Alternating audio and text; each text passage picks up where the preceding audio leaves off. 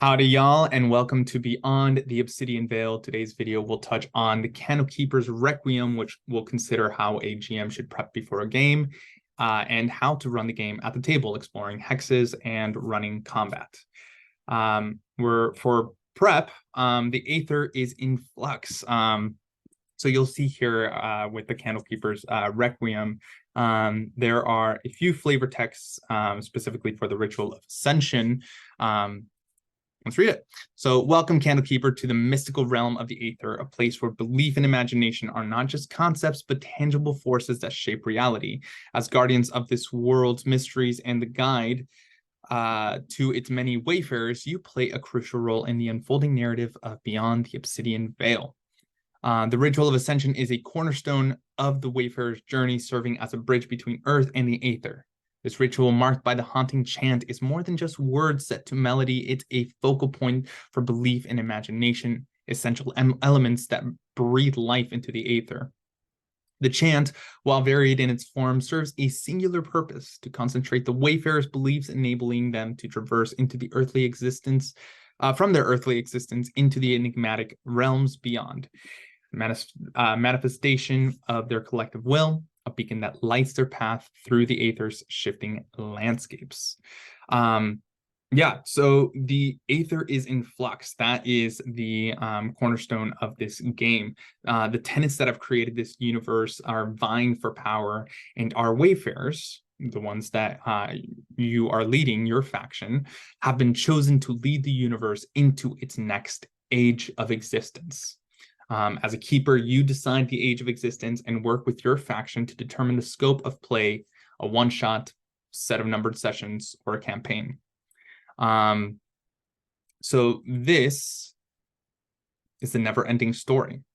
So getting started for your players, they should have a grasp of the Wayfarer's Guide, as well as how to play the game, in which you can just point them to the last couple of videos that I've done for these guides.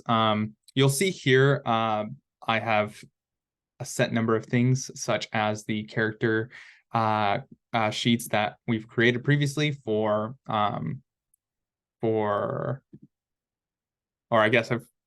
these are character sheets that I've used before. I'm starting to realize. That's funny.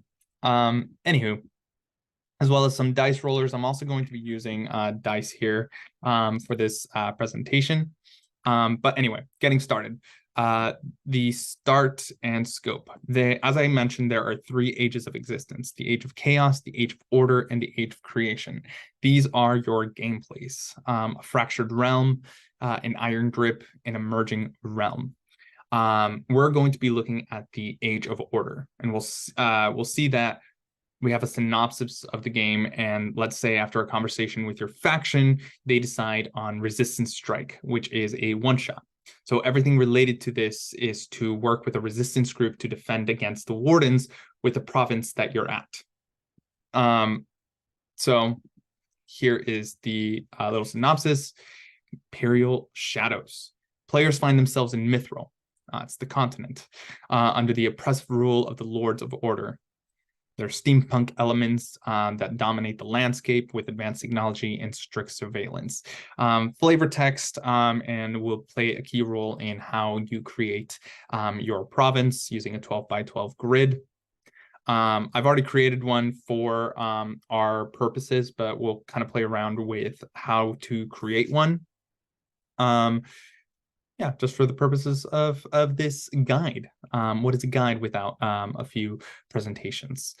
So scope of play: one session, resistance strike, a mission where players join a resistance group to execute a critical strike against the Sandario wardens, aiming to disrupt the iron grip for a moment. This is the mystery of your session. What is happening? So you can establish a wayfarer directly into the heart of the game, already connecting them to the resistance strike. It is one session, so try to make it quick.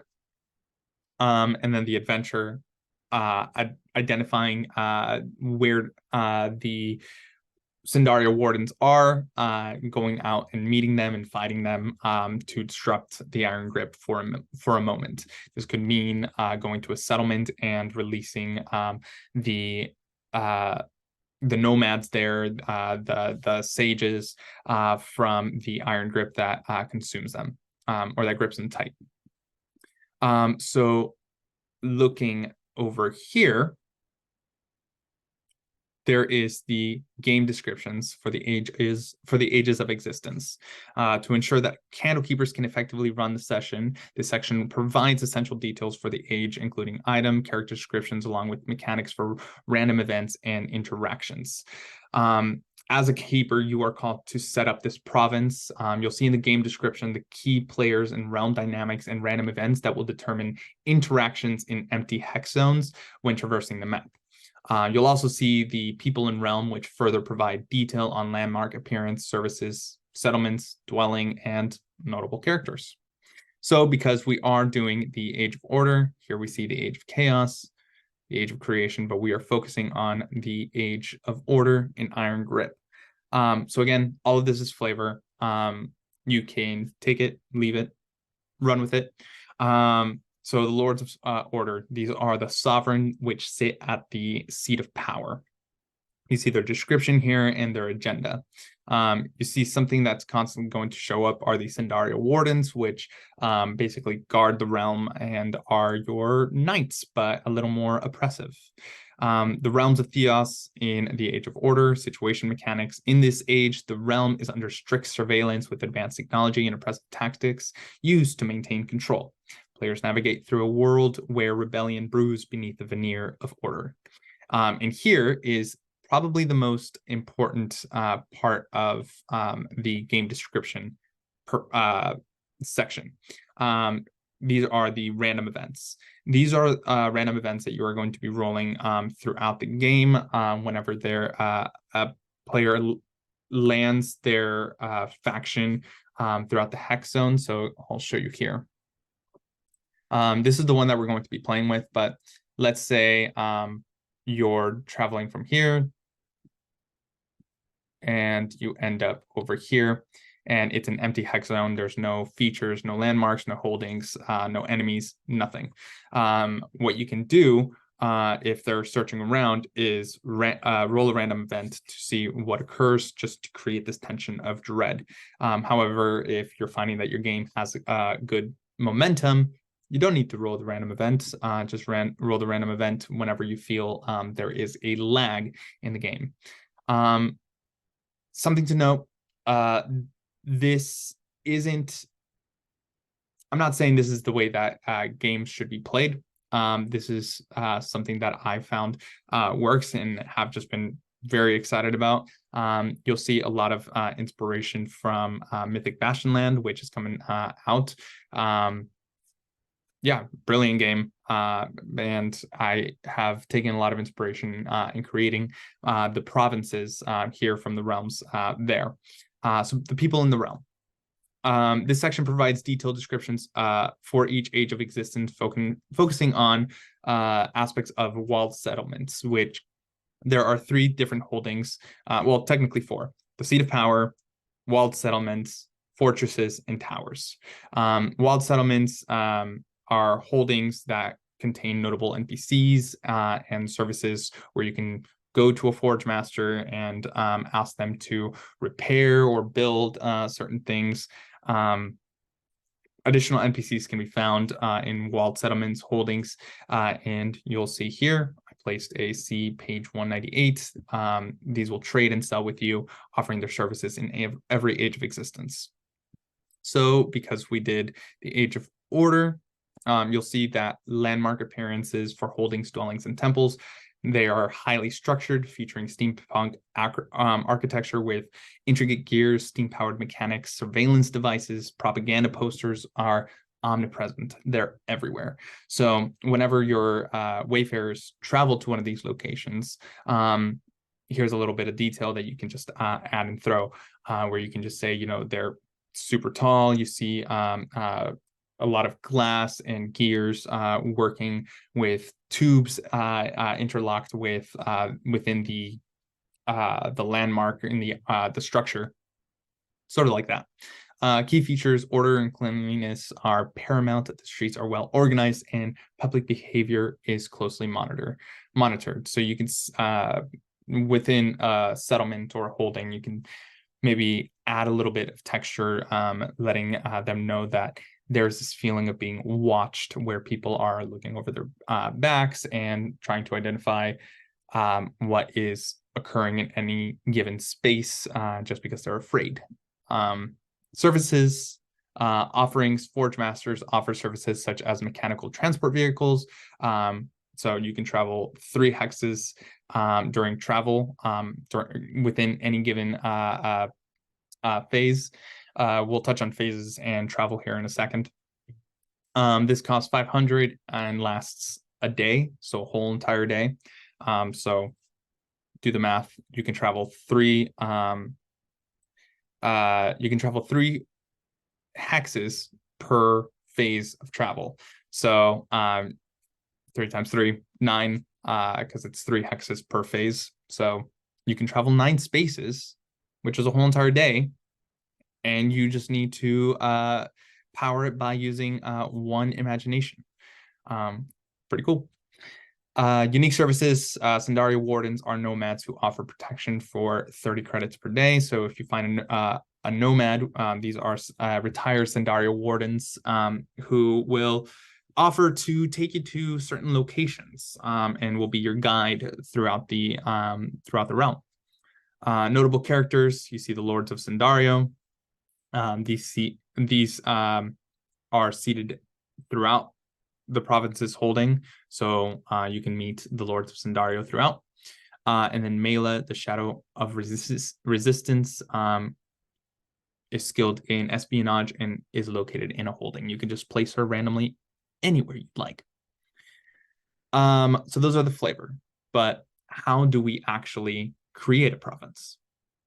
So this is the hex creator. This is created using a set of tables, the imagination tables, which I'll show you here.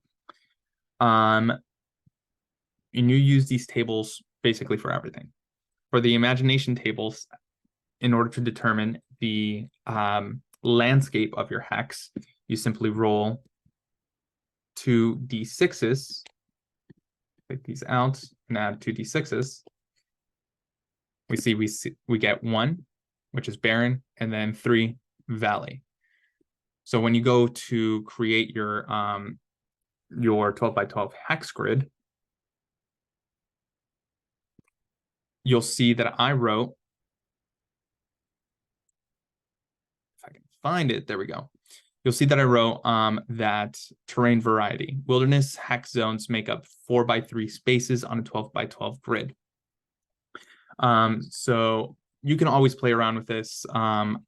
What I did for the example that we'll do, you see that I had an overgrown mountain here, so that's 4 by 3, and did it here.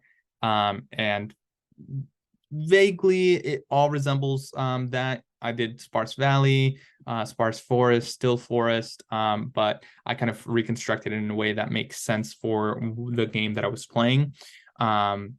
You can obviously keep to the 4 by 3 spaces, although it does seem a little segmented and orderly. You want to add a little more chaos to the province that you're creating. Barriers: some hexes have impassable barriers like mountains. These require creative solutions to cross. So for example, let's add here a little mini. Let's say this will be our faction. I don't know why it happened like that, but it did. So let's toss these out because I don't like that. But we'll keep 1. So if you look at the map here, and I'll talk while doing this, hopefully I don't get completely bogged down by what I'm doing here. You'll see that there are mountains like the overgrown mountain here, as well as this lake. These are your barriers. So let's say they are at 9-7. they can't cross over to 8/6 without a creative solution. And these solutions are typically a lead control role versus the standard dread of a D6, unless for whatever reason the Candlekeeper decides to increase that dread for the situation that they're in. If they pass, they're able to step into it, but every single roll following that will need to be a successful lead or control or body, whatever role that makes for passing through that barrier. Mountains require a roll just because that's what needs to happen in order to successfully cross those. Otherwise, what you can do for lakes, for instance, is get a ferry in order to journey through it. You'll see these are the lines that I've created for to mark as roads. You'll see these little river passages. You can also mark those as barriers. Really, for our Candlekeepers, be creative with the barriers. Basically, it needs to be a creative solution for your wayfarers to traverse, to add a little bit of nuance to how the world operates. So yeah, these are determined by 4x3 squares in which you roll on that table 6 on the imagination table to create 12 terrain types. You'll read here that connected lakes that take up 4x6 or more hex zones are considered a notion. I just created the lake here, but let's say it covers this whole entire portion. That would be considered a notion, in which case it goes there, unless it's, surrounded by land, in which case it obviously wouldn't be an ocean unless you added some rivers. Not unless you added some rivers, but unless you added like more water coming in from somewhere else, which I guess would just be a lake with river. Anyway, waterways, this includes rivers and lakes which span multiple hexes. Again, these. Waterways can be connected to one another to the lake.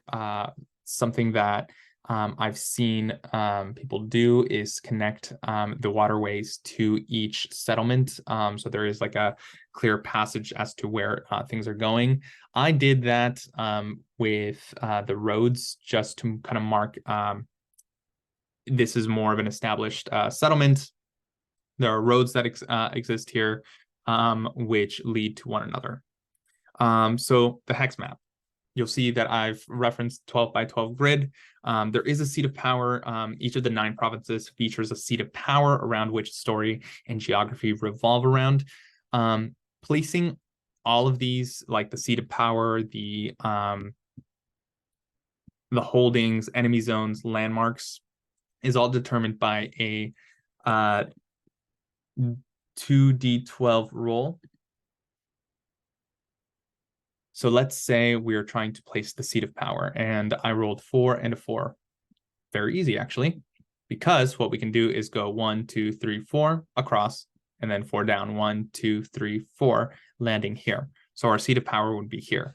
I rolled differently. This is where I have our seat of power, Tyrus.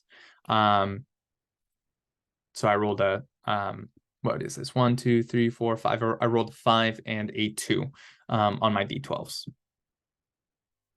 So you'll be doing this for all the holdings, for the seat of powers, for the distant holdings. So you're adding 3, a fortress, a tower, and a walled settlement controlled by a lord.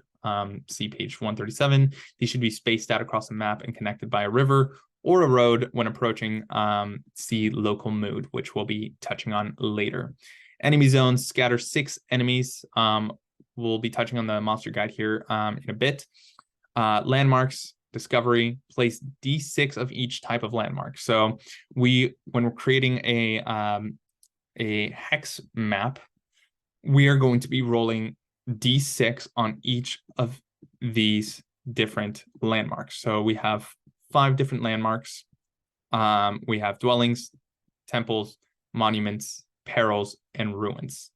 Each landmark, when you land on them, grant a condition. So you'll see that shelters, they house nomads, consider hospitality. When you land on them, gain bolstered condition.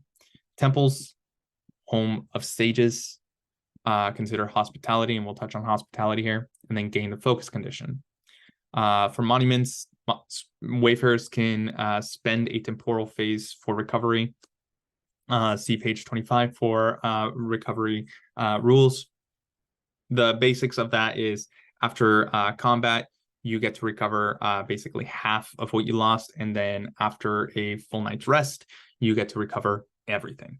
And then peril, one wayfarer rolls their adventure die versus dread 3 times, or until a successful roll. Failures cost a temporal phase without recovery.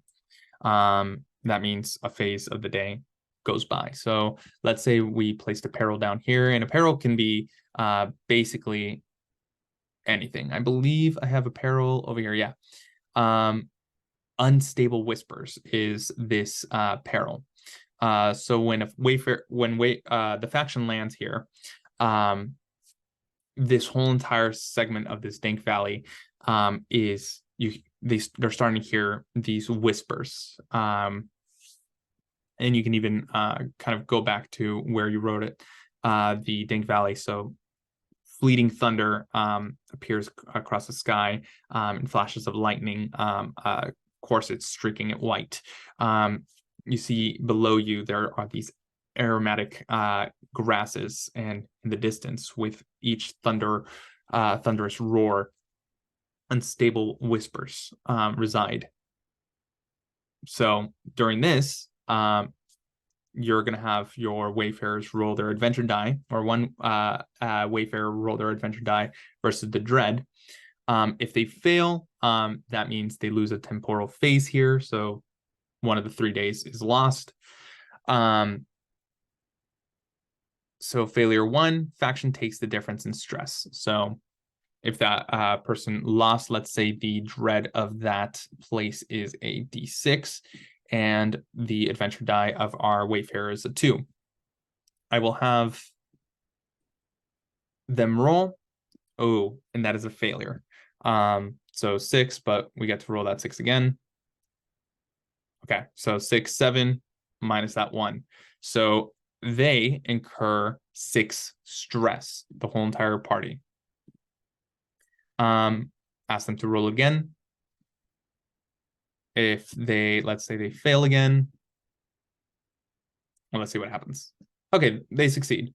So nothing happens. They travel through the peril.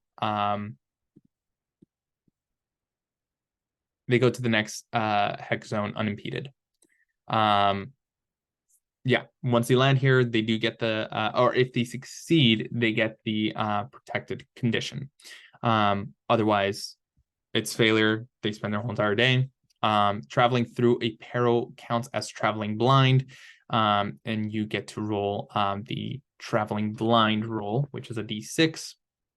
On a 1 and 2, they circle back, so they go back to where they started.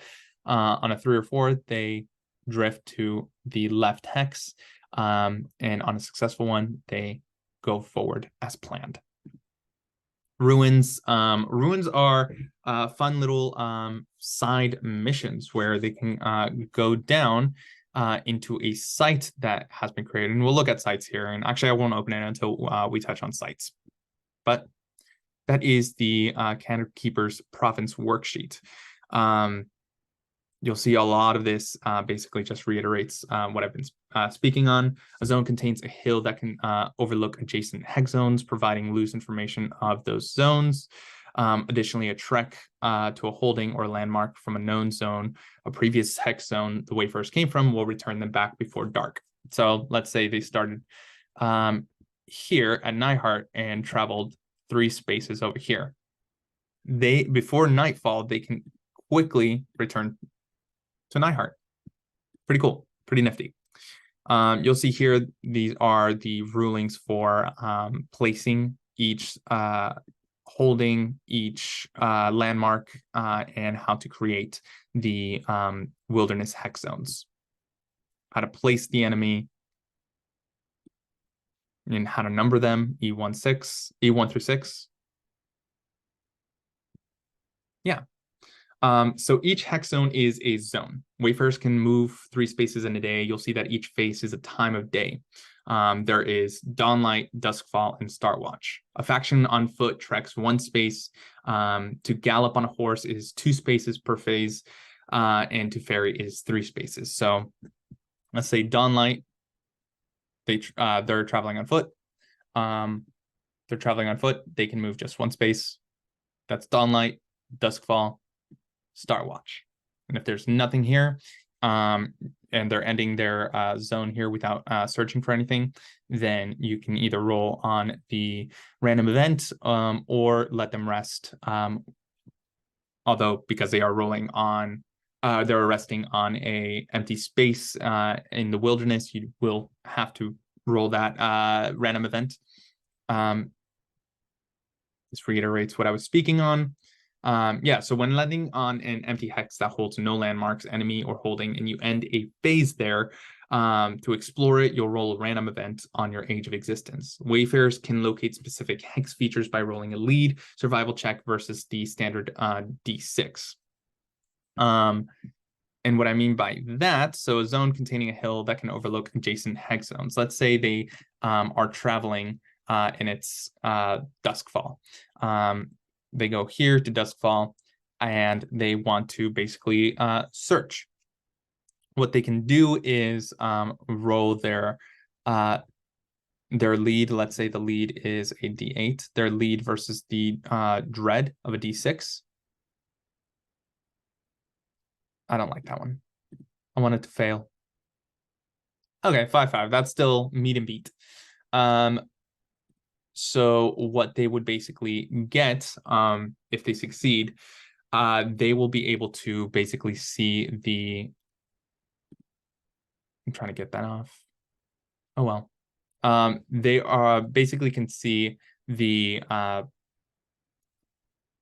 distant or the adjacent landmarks, basically just small little details of what exists in those landmarks. Excuse me while I fix this.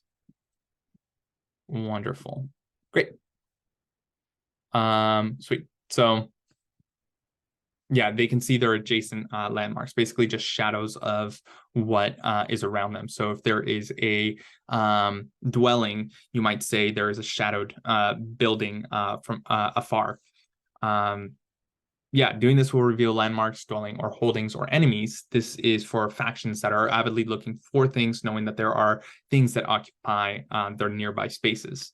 If there isn't, they can always find a hill to see their adjacent hexes through minimal detail, meaning they can see peaks of a landmark in the distance or the shadow of a creature flying north, etc., etc. Landing and finishing your turn on a hex zone where an enemy lies and you don't know that it's there will result in a fight. However, if you hear whispers from NPCs about that creature, they can always sneak up on it or not encounter it should they wish, not to engage. Wayfarers don't need to roll for to search for these things. You'll see searching without rolling. They can, if they want, spend a whole phase to explore the entire hex to find features. Alternatively, each hex has a hill that can see adjacent zones. You'll see that every landmark has a condition and normally contains an NPC which can give whispers of the province. These whispers are vague cryptic information about enemies. So uncovering whispers, nomads exist in dwelling landmarks, and they have knowledge basically about their adjacent hex zones. They'll give you whispers of enemies and let you know of any landmarks in the adjacent zones. They'll give you a general kind of like information about where to find it, but you'll still need to roll that lead versus the dread in order to successfully find it. So what are these rumors? Whispers are rumors. Whispers are the rumors that flow through the lands beyond. They are spoken word that they are the spoken word, the shared fears, and the hopeful tales that guide or mislead wayfarers. These rumors are often rooted in truth, but wrapped in a fog of uncertainty and fear. I have a list of these. So let's say there is a celestial gazer at 9-4 over here. What you can do is if they encounter a nomad, let's say at 10-4, and they're like northwest of us, it watches from the heavens. Its gaze pierced through the veil of the night, revealing hidden truths. And this vague and cryptic information basically sets the wayfarers to explore it and uncover its mystery. Yeah, you'll see that there are several types of NPCs that exist in each province. You have lords who exist in holdings, that is settlements, fortresses, and towers. There are 3 in the province, and a sovereign, your big bad at the seat of power. There are sages that exist at temples and nomads at dwellings. Sages can provide information about the nearest holding or landmark and a random enemy in the province. So it doesn't have to be adjacent to them. It could literally be a enemy that is like over here. Let's say the temple was at 2-6 and the enemy was at 11-1. They let you know about that. Yeah, nomads, meanwhile, grant information about their nearest adjacent zone. So let's look now at... So this is the Keeper's Site worksheet. So whenever you zoom in, let's say on a ruin where they're exploring, you basically create a hex die, in which case there are different ways to mark the perils, the features, and the interesting items that exist. And here's the ruling. So crafting a site, sites in the Aether are locations within a single hex zone. These might be ancient catacombs, hostile settlements, or misty woods spanning the entire hex zone. These are basically more focused, kind of like dungeon crawly items within the game. These are the methods of configuration. All of this is found in the playtest, by the way, should you wish to refer back to this. Points of interest: you create 6 points at the edges of a hexagon with its 7 at the center. You designate 3 points as a feature marked with a circle. You see right here. Over here, maybe a little vague, but you circle it, darken it up. These are your features that give information or set the mood. A lot of this can be found within the Sites of the Realm imagination tables, which are found at the end of this section. So that's civilization, landmarks, and Sites of the Realm. So if you can't think of anything for whatever reason, you can just roll on these random tables to create their eerie description. So 3 are set as features, 2 are perils marked with the triangle. You'll see right here, these are the perils of your site, and then denote 2 points as treasures. Pathways, there needs to be 3 visible pathways marked by these solid lines. These lines are obstructed paths that need some creative thinking to basically navigate it, and then 2 veiled paths, which are dotted. Sorry, these are the obstructed paths, and these are the veiled paths that a wayfarer needs to basically figure out how to cross into. After you confirm that all points can be accessed, you start to create your entrances. One of them can be hidden, one of them is more showy. And I'll show you my example here. If I can zoom out of this, probably not. So you'll see here is my circle. I have the feature, the haunted tome. Stairs leading down to this, where there are the perils, which I rolled for 3 blight worms. Solid line. This is the obstructed, the veiled hidden path, also marked like this, or like this. Oh, I'm sorry, this is actually a solid line. Just kidding. It's a river. You can sail down it. Cool stuff. Another door, another feature, blocked path, another feature, a vault full of goodies, and another vault, and another peril. So simple as that. You have an example here. as well as this example. So let's move on to the passage of time. There are 3 phases of the day marked by travel and 3 seasons that give a background to the year. You also have eras of existence, which are optional rules to mark the age of your wayfarer and the changes of the change of the age of existence every 30 years. Year of Endeavor grants you an increase in 3 of your chosen attributes. So let's say your wayfarer starts out as a youth. Your typical attributes and domains exist, but let's say after 30 years pass, accomplishments and legacies. Upon reaching the age of Endeavor, wayfarers can increase 3 of their attributes by a step. You see the available attributes that you can increase.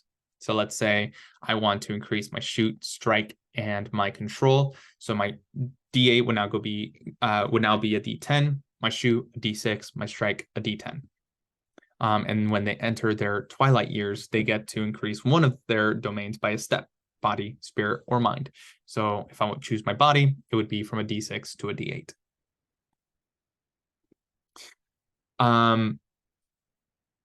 Yeah, you'll see here are the seasons: Bloomrise, Suncrest, and Moonfall. And there are little descriptions here for basically creating backdrop for what exists, as well as the temporal phases, from dawn to high sun to evening, from evening to dawn's first light.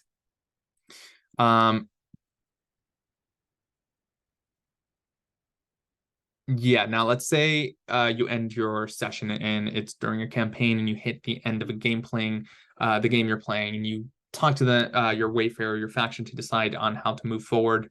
You can choose to pick up where you left off, fast forward weeks, months, years, or enter a new age of existence 30 years later. Something to note, you'll see also here is travel. If you fail to rest, it incurs 1 trauma. Ending a phase in wilderness, roll a random event on the age of existence that you're currently playing in. Ending a phase in the zone containing an enemy will always lead to a fight. You can take the time to scout ahead. This effort will basically allow you to get the drop on the enemy, and you have the chance to act first within initiative. And here are the hospitality rules. When sleeping indoors, do not roll a random event. Manners dictate that wayfarers will be taken in for the night. Longer stays will result in a favor. You can get creative. Simple fetch quests are allowed. Camping, when sleeping outdoors, roll the appropriate random event during the age of existence. Alternatively, you can just say all clear, nothing happens, you rest well. Supplies, you don't, I hate checking on supplies. That is a grievance of mine as a player. However, if the situation dictates that they need essential needs, every single morning, what you can do as a candle keeper is ask your players to roll their adventure die and take the total amount as stress for the morning. You'll see here on rolling at night. Traveling in night, what I call Star Watch, will result in D4 stress. If they lack light or a guide or a nomad, for instance, when they travel at night, this will result in traveling blind. So you roll on this little table here to determine what occurs. Circle back, drift to the left, or progress straight ahead as planned, while incurring that D4 stress. Sleep, as I previously mentioned, you basically regain all your things. Regarding trauma, if you have points in trauma, they decrease by 1. So traveling during winter, or what I call moonfall, traveling during winter at night during the season of moonfall will give you the vulnerable condition. So you will be vulnerable throughout that next day. During travel during moonfall result in dire weather. So you roll on these tables, dire weather. And also when you're arriving at a holding, roll on local mood. So when you're arriving in a settlement, holding, or dwelling, roll to gauge the local mood. You'll see it's all a D6. As a Candlekeeper, I don't roll. I ask the players to roll just so they feel a sense of urgency with the decisions that are being made. And these rolls are just fun for players to do. You'll see exploration procedures. There are a number of checks that they can do. So when faced with a challenge or a peril, or let's say the obstruction of a place that keeps them from moving forward and progressing within that space, they can basically determine how they want. Any physical or endurance type things requires a body domain roll against the dread. Insight, so perception or cognitive agility, requires a mind roll. Social skills or emotional resilience requires spirit domain. Discovery, devoting an entire phase of the day, allows for a basic exploration of a whole zone or an in-depth search for something specific within it. So if you know that there's something in a zone, let's say you're at 1-5 and you go to 2-5 to try to find a temple, which lo and behold, there is one, you can spend the whole day to basically search for this temple, or the whole phase to search for this temple. Once again, observations from a high point, players can gain an overview of their current zone and a basic of an understanding of the adjacent zones through finer details, though finer details remain elusive. Again, I love to give the example of like, you see the shadows of things from afar. Yeah, and there are also examples or options for ruling a realm. So let's say your faction decides to take a holding or gain a holding if they operate with a lord within the province. When you become a lord of your own holding, you get an inner and outer court. You can name them whatever you wish, but these are basically your people to basically assign to different tasks. You roll your adventure die versus the dread d6 to determine the success of your inner or outer court. Yeah, ruling a realm does come with perils, as is obvious and interesting, and intriguing and dreadful. At the start of a season or from a return home from a venture, you roll a d6 to determine the crisis that occurs. So let's say you roll a 1 or a 2. So it's catastrophe. The realm faces 2 immediate crises. So you can either roll a d6 to determine what these crises are, or actually, no, that's what it is. Or you decide which one it is. That's the other option. Silly me. So yeah, there's anarchy, insolvency, drought, despondency, fear, and treachery. And basically, you lay this out to your wayfarer and they get to decide how they want to deal with it, either asking for their inner court or outer court to deal with it, or dealing with it themselves. At the conclusion of a season, let's say we're finishing up Bloom, I believe it was Bloom, right? Yeah, Bloomrise or spring. Let's say they go into Suncrest. If they have 3 or more crises, this results in anarchy. There is basically their whole entire realm plunges into disarray. This leads to uprising, desertions, and opportunistic challenges to authority. And that is the whole of running a province. It's a lot of fun moving parts, but what does actual play look like? As you see here to my right, I've already created a hex and populated the province. Each landmark was determined by rolling a d6 to determine, to see how many there are of each of them. Now let's say our wayfarers started at the last sea, at the beach. They are coming from a ship. They have 3 spaces to go. Taking inspiration from Bastionland, roll on your imagination tables to determine the feel and general locations details that exist in each hex.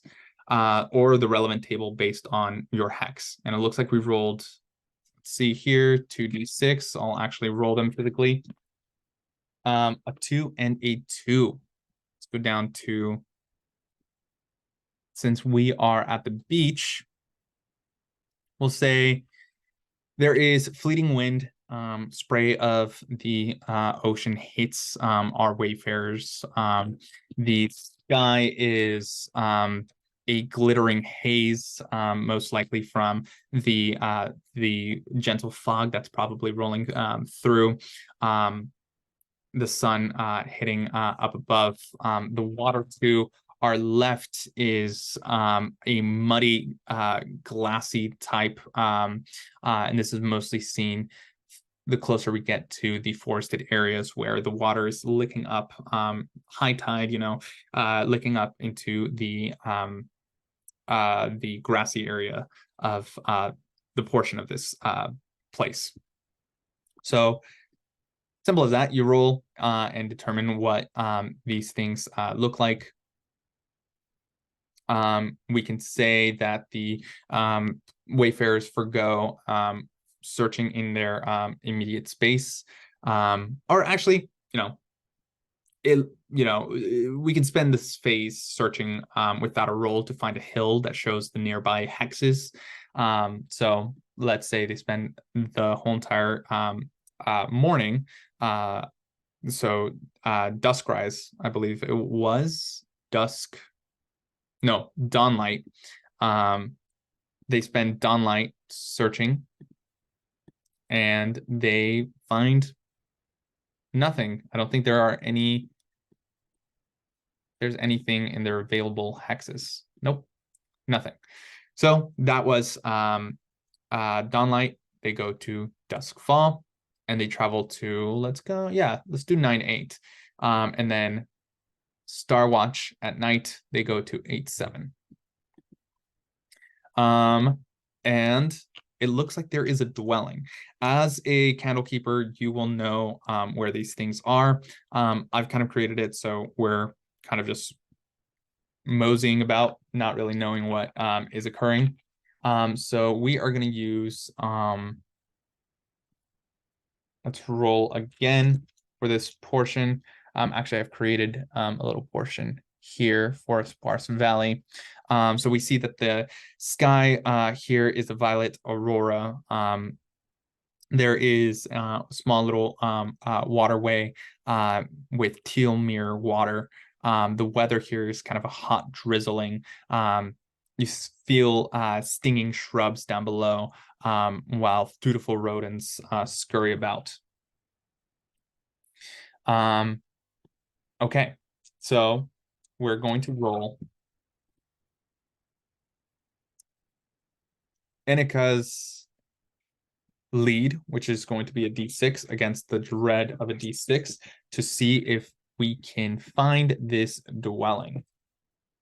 So her d6 was matched to 6, so she exploded. So that's an 8 versus a 1 rolled for the dread.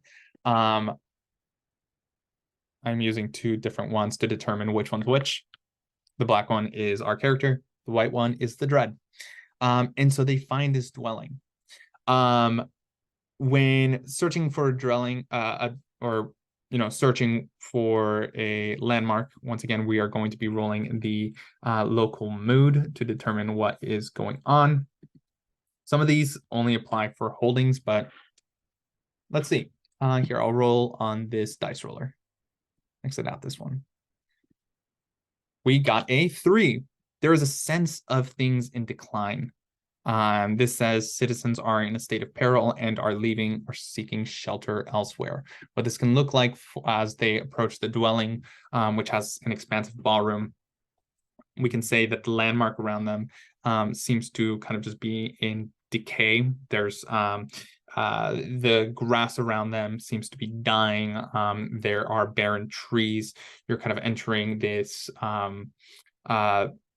honestly just deserted valley, with the only thing is this decrepit looking dwelling, where on a rocking chair is this, and we can always roll to determine the name, the physique, the dress, the task, the subject, personality, interest, background, memory of this person. I've chosen to call this person Jorik Emberfell. They have a delicate physique with vibrant dress that is a stark contrast to the dead place that is around them. They don't seem to be in much of a hurry, but there's a feeling of decline around here. Hospitality, basically, wayfarers can spend the night. If they decide to stay longer, they would do a fetch quest to kill the nearest enemy.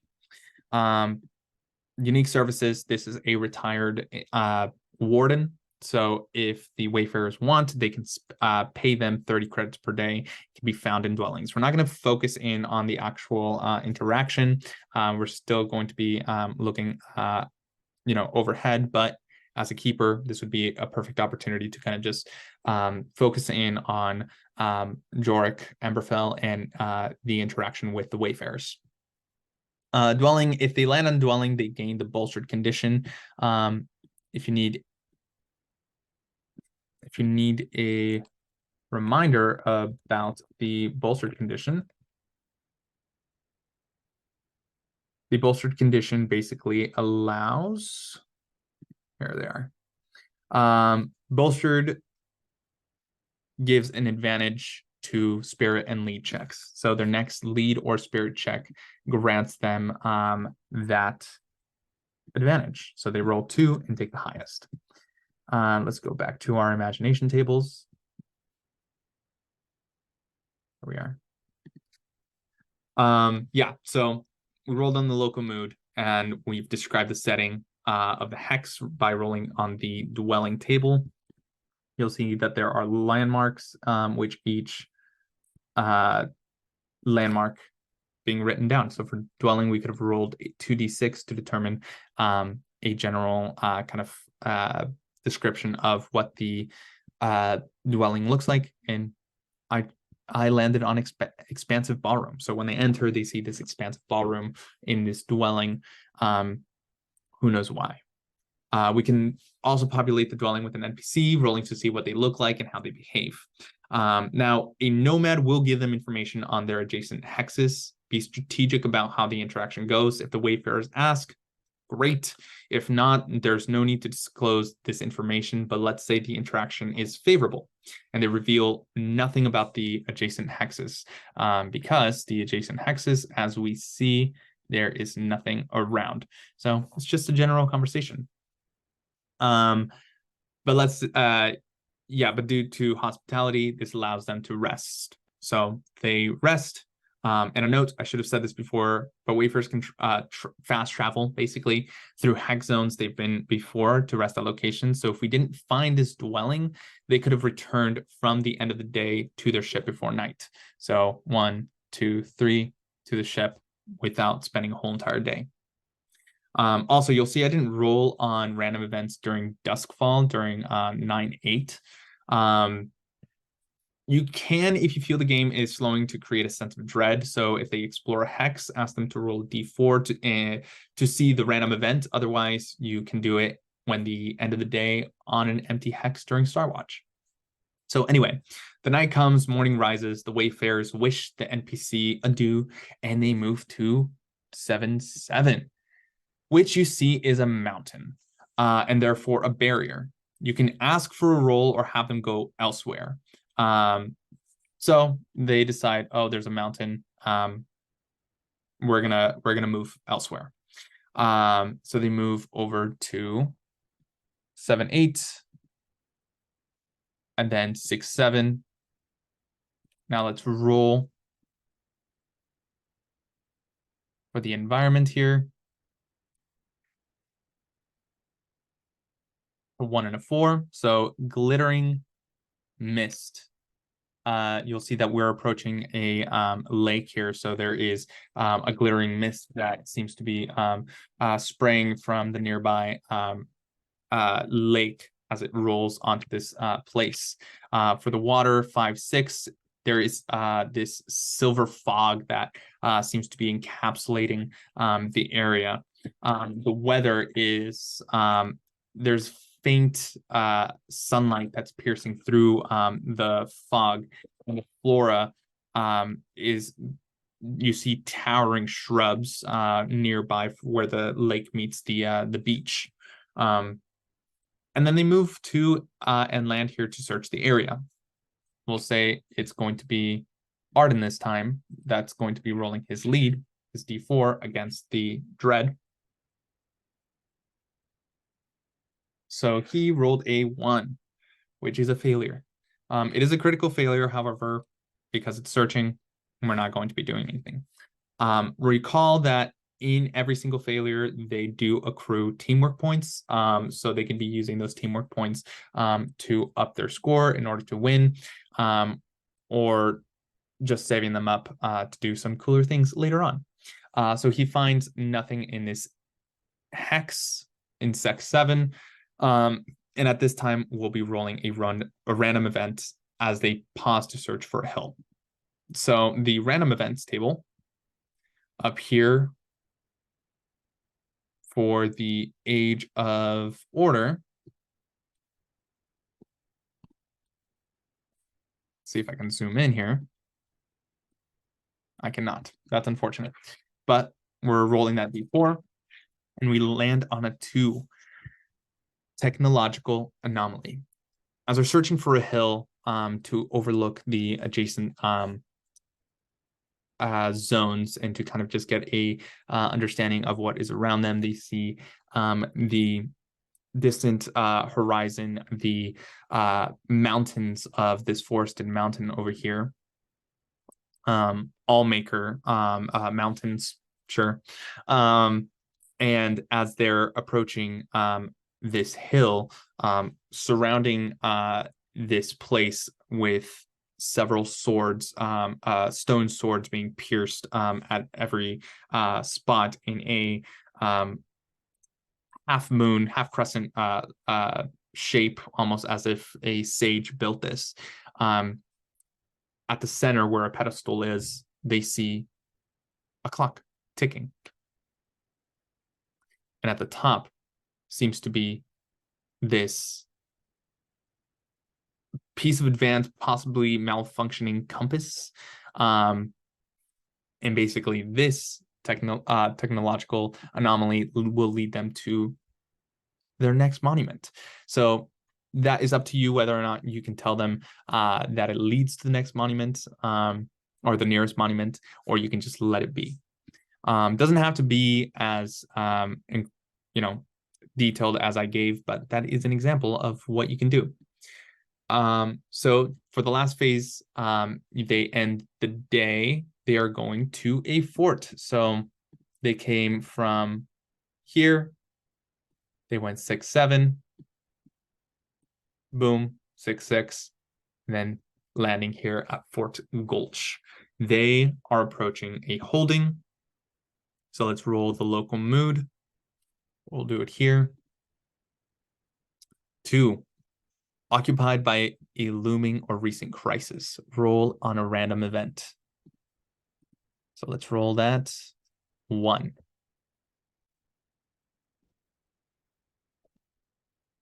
So for 1, on the Age of Order, a sudden raid by a D10 Sindario Wardens. There are 9 Sindario Wardens searching for the contraband of rebels. So as they approach this fort, you can describe that there are 9 wardens who are pushing aside these civilians as they're looking through their haversacks or upturning the local market in order to determine whether or not they are rebels.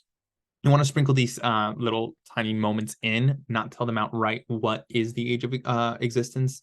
The fun of it is to determine and kind of just piece together the mystery of the realm to see what is going on. So they see that, and let's say, and recall that they had a bolstered condition. So I forgot to do this, but let's say they are rolling to see this fort. And because they were bolstered from resting at a dwelling, they have advantage to their lead roll. A lead or a spirit roll, which is a 4, which explodes, and a 2, which matches to 6. So 6 against the rolled thread of a 3. So they pass and they find fort. They see this happening within the marketplace as they enter. Yeah, so they roll their lead with advantage and take the highest, beating the dread. So they found the fortress, see what's going on. The local mood seems tense. So let's roll the fort description. Thankfully for us, I've already rolled it. You see that the fortress, as they're approaching, has impenetrable battle-scarred walls as they come to find it in the distance and they approach. We have several NPCs here, but most the one that they're going to be looking at is this young weaver. Sorry, I'm moving things in my screen. Lord Cassian Starweaver, who through Lord basically gives them information about all things within the province. Although, will they? That's up to the interaction. Maybe the Lord gives them information about a situation going on, let's say at 6-4. Because if you see here within your notes, you'll see there are different things. So you can have the Lord basically give them a quest in order to give them more information about, let's say, the major settlement over here in Tyrus. So there is a enemy at 6-4, and that enemy is a razor wing harpy. 6-4, yeah, razor wing harpy. So gives them a order to kill it in order for that Lord to reveal the mysteries of the province. So our wayfarers have a mission. You see that 6-4 is blocked by 2 barriers, a mountain and a lake. So for simplicity's sake, in the morning, the Lord allows a warden to guide them by a small boat. Recall that a ferry allows them 3 hexes per phase, so 1, 2. So dawnlight comes and they land early at 6-4, so it's still the morning. The faction now rolls a lead. Let's say it's going to be Arden, so he rolls 2d4. I'll do it on the dice roller over here.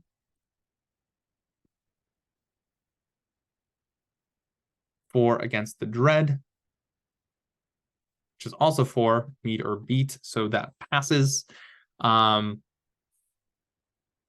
Yeah, so they spend the rest of that phase to explore and find a safe passage through the mountains. So they're able to find a safe passage through this mountain. It's a success. Now they're going to encounter the razor wing harpy. Because the razor wing harpy is here, they are getting the drop on it. It could be that as they travel through this overgrown mountain range, they hear echoes of its cries through the passage they found. Since they're scouting, they get the drop on the enemy. Let's say they find the razor wing on a mountain perch overlooking the lake, eating a herd of goats, a dead nomad beside it, its staff shattered in 2. And then we're going to go into initiative. So we'll say that where they're at is a zone. I love to have basically a small description of where a zone is. A zone can literally, at least for physicality's sake, can be anything and anywhere. A zone has 3 spaces.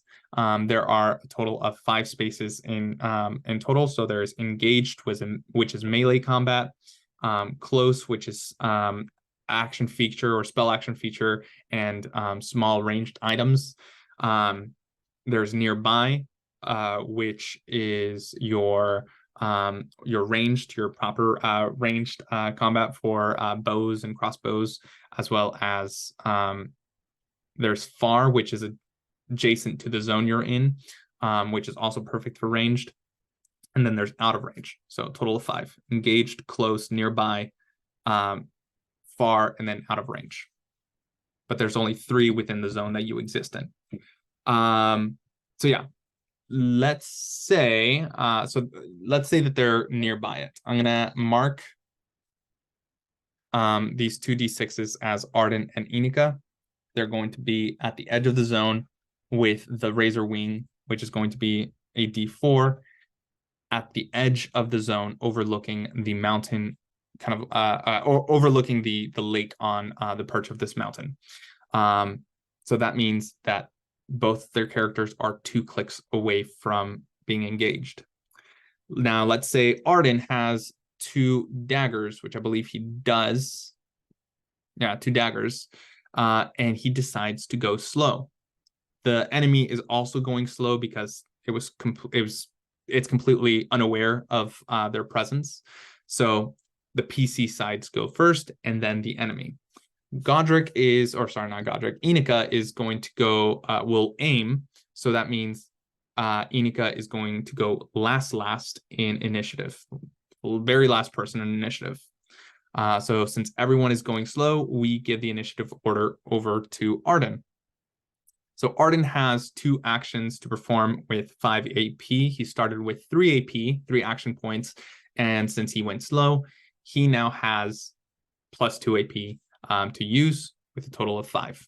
He moves forward, which for him, which costs 1 AP. Moving forward costs 1 AP. He does have a skill that allows him to move twice as a single move action. So he is actually going to go from nearby to close, it's one space, to engaged. That's 2 spaces at the cost of 1 AP. And he's going to spend his other AP because he went slow. He gets 2 actions, move, action, whatever you want to do it.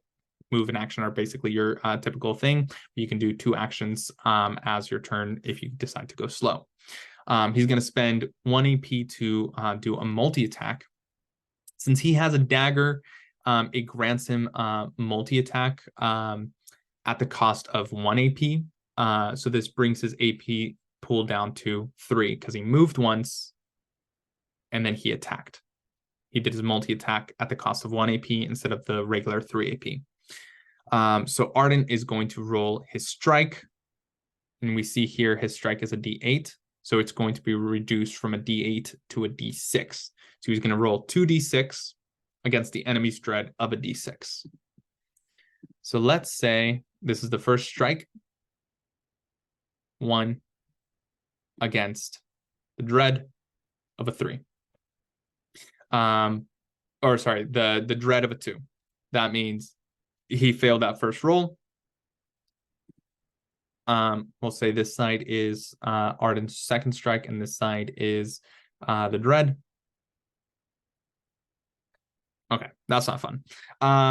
So the Razor Wing defends itself, but let's flash forward and everything. Let's say he gets a 3 on his D6 and the dread lands on a 2. That means it takes 1 stress for the first strike. And then let's say for the second roll of a D6, he rolls a 4 and the dread rolls a 5. Or sorry, let's say he rolls a 6 and the dread rolls a 5, but exploding die rules, he rolls that D6 again because exploding dice are fun. And let's say he gets a 3. So that goes on top of the 6 that he rolled previously, bringing his score up to a 9. So 9 minus 5, which is 4. So the Razor Wing has 12 stress. If the Razor Wing has a dread of D6, you double that number to get the total HP of the monster you're battling. With the damage, it now has, let's see, took 9 stress, took, 4 plus 1, which is 5, minus the stress, so 10, 9, 8, 7. It has 7 stress left. Now it's the Razor Wing's turn. Remember, Godric chose to aim, so he goes last in initiative. I keep saying Godric, Inika. Godric was the one that we created during our the last session, but we're gonna do this now. Let's say that Inika, or sorry, it's the Razor Wing's turn. I don't have the Razor Wing. Actually, I do have the Razor Wing in front of us. We can always have the Razor Wing right here. So it is going to attack D6. So it has a wind slice. The Harpies strikes with razor sharp wings, creating a gust of wind against all targets engaged and close. The targets must make a body save or be knocked back a step. So this costs 2 AP since it went slow. It does have 2 actions. With 5 AP, it's going to do that, which they need to roll their body die. Or sorry, Arden needs to roll his body die against the dread of a D6. 2 against 4. So he is knocked back a step. So he went from engaged to close, and takes 2 stress all the while. So, and then Godric, or Inika, my gosh, it's been a long day, guys. Inika decides to aim. So therefore they get a +2 to their attack roll. Let's say they have a crossbow, just for this sake. And the crossbow has it's a martial, so it has +2. It's a heavy crossbow. So they shoot at it. They are going to do a D4 shoot against the dread of a D4. And because it is a martial weapon, it does have +2, plus the 2 since Inika went, decided to aim. So they got a 2 for their shoot roll, plus the 2, so that's 4, and then 6 versus the dread of a 2, so 6 minus 2, which is 4. That means the Razor Wing is on its last leg. It is going to try to run away.